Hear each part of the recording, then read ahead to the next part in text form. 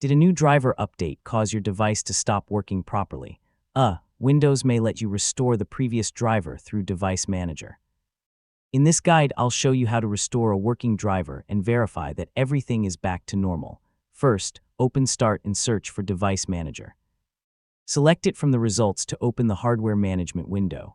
Next, find the device that started having problems after the driver update.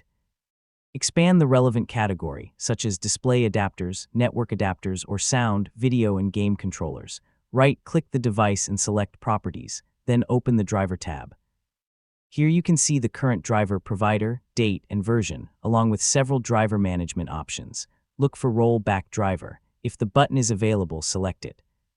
Windows may ask why you want to restore the previous driver. Choose an appropriate reason and continue. Confirm the rollback when Windows asks.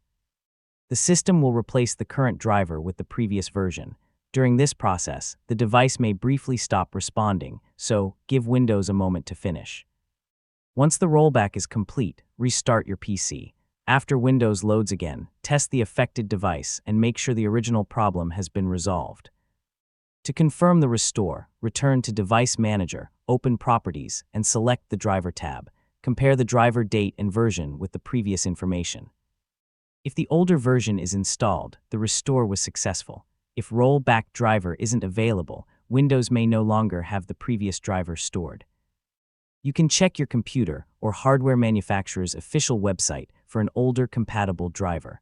Always match it to your exact model and Windows version. And that's how to restore a previous driver in Device Manager. It's useful when a recent update creates compatibility or performance problems. So if the older driver fixes the issue, keep it until a newer stable version is available.